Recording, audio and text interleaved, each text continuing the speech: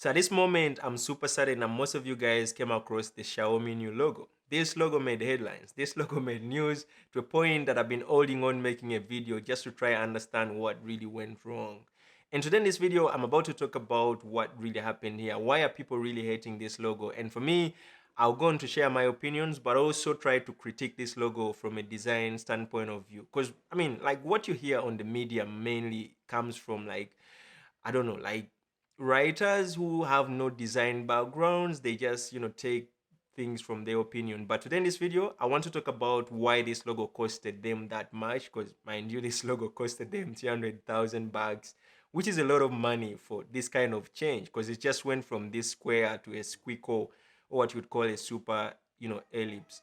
And yeah, the other thing I want to talk about also is the story behind this, rebrand. Yeah, so if you stick around at the end of the video, I'll be sharing what I discovered when I was researching this rebrand. So let's just dive in right away.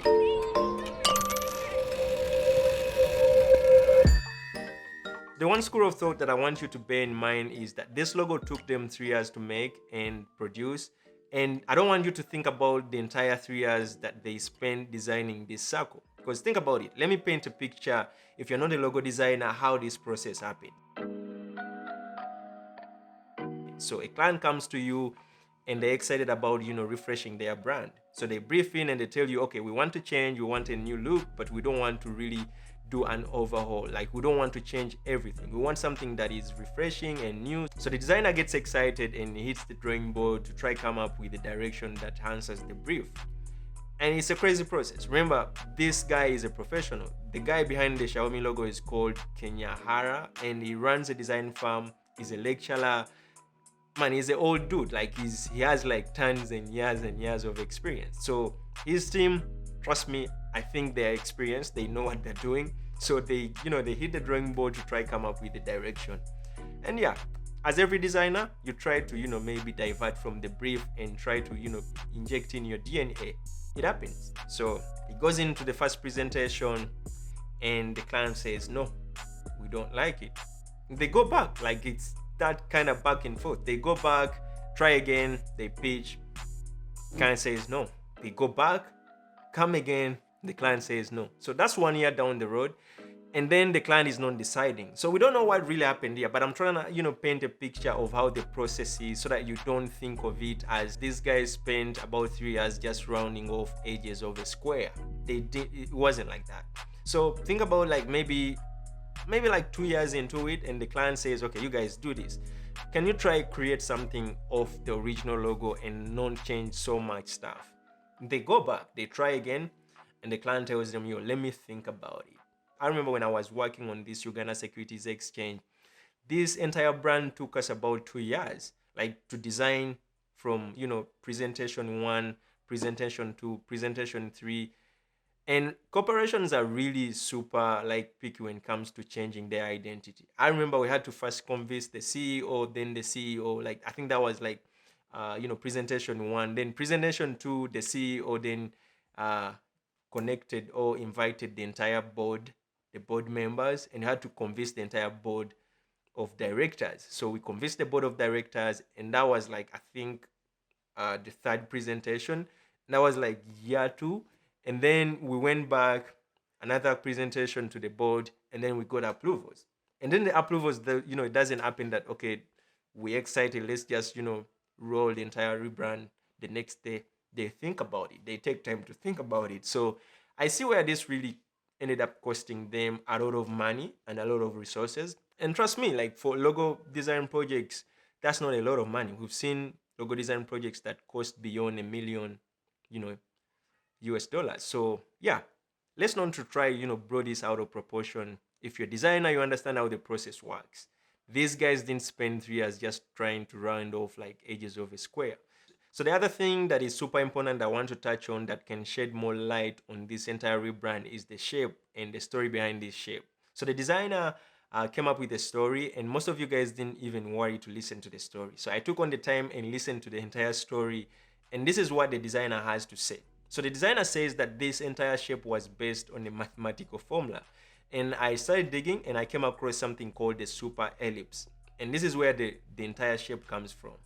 And trust me, like if you ever presented a logo design, it's the designer who comes up with a story, and it has to be a convincing story so that you can pitch the client side or the entire team at the client side so that they can buy in the idea of your direction, because that's the story then they go on to further and start telling. And it's like in this article where the CEO sounds like he was involved, or he was like the guy who came up with the story, because he is owning the story behind the entire rebrand. Now, that is the designer job, to come up with a story, pitch it to the client, and then the client buys into the story, and then the client further tells the story.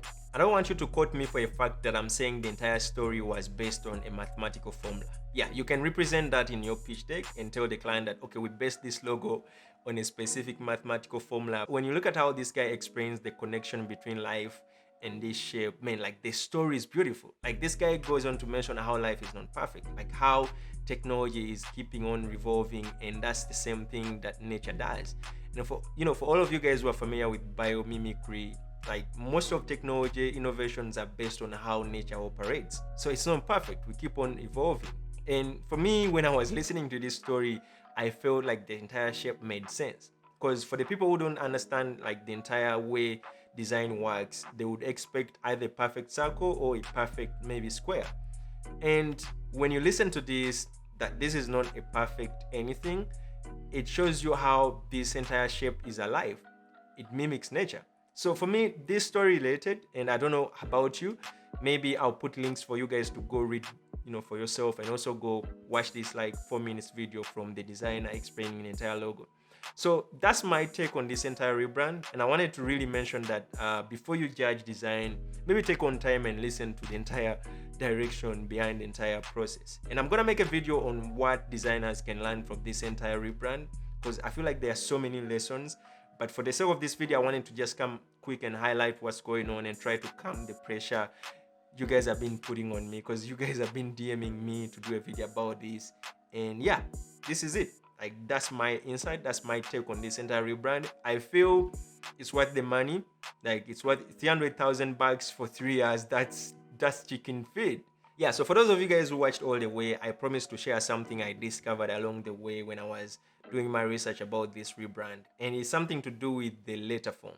When you look at the me in the the logo marker, some of you guys don't know where this comes from.